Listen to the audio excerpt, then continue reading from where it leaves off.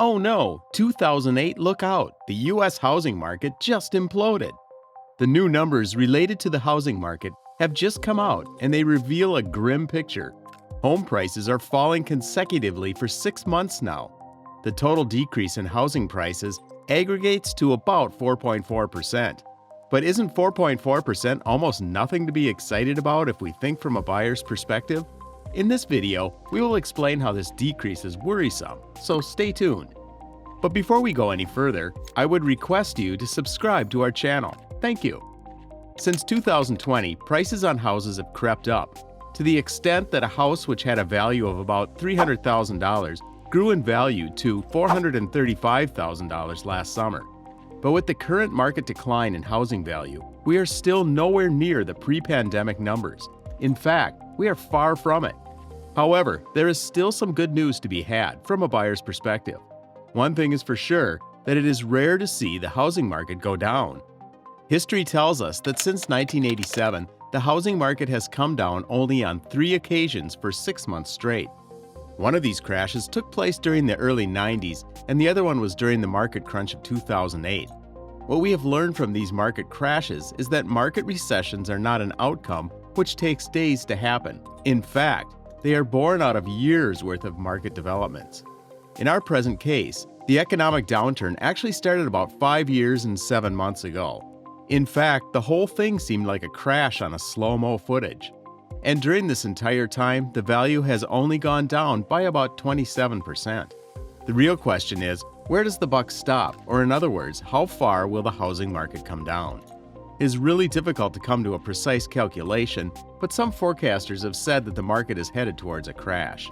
If past data is any indication, as we have seen these numbers rise and fall during the market crash of 2008, then the market has reached its peak in 2023, and after that, things will take a nosedive. And at this point, the overall market will be at the worst place than it was back in 2008. And I'm not overstating things here either.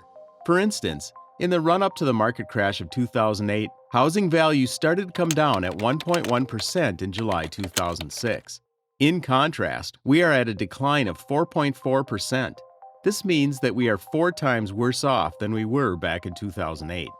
Now let's try to understand how things are today. In 2023, the market decline is truly unprecedented, and it is something we have not witnessed ever in the national economy. This is record-breaking. The Shiller Index is a lagging indicator which only captures the aggregate value of 3 months. So in March, we are only getting values going back to October, November, and December.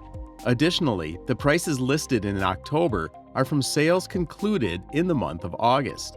The increase in interest rate jumped to 7.0% back then. The sharp increase in interest rates put a burden on the market. But due to its lagged nature, Shiller Index may be projecting the wrong market picture too. But this does not change the overall market trend. Earlier, it was thought that due to low inventory, the housing market would continue with their upward trend, but we are seeing this trend reverse. Historical records show that market prices are not affected until the inventory reaches 6 months of supply. But recent surveys indicate that prices have continued to drop, and the expectation is that prices will continue to drop at record numbers. But even with this record decline in housing prices, the bad news is that houses will continue to remain unaffordable. If the market prices plummet by what we saw happen in 2008, then prices will only decline by about 22%, which means that houses which cost around $400,000 will be about $309,000 after the recession. Additionally, we also know that most of these houses will be bought on mortgage. This roughly makes 75% of house buyers. The overall price of the house is only one thing which should be taken into account. There are other factors too which deserve equal attention, such as monthly payments due after they have secured a mortgage. Back in 2020, it was really affordable to buy a house, which meant that the average payment due per month was $1,200. But that amount has jumped to around almost $2,500, which has roughly doubled in value. Taking into account the twofold increase in monthly mortgage, we can see that home prices have risen cumulatively by 38%. The mortgage payments have increased by 100%. Given the interest rates right now, it's highly unlikely that we will see a 5% interest on a 30-year mortgage term. Currently, we will see that the 30-year term will be above 7. It will take a more steep economic downturn to bring housing prices back to 2020 era.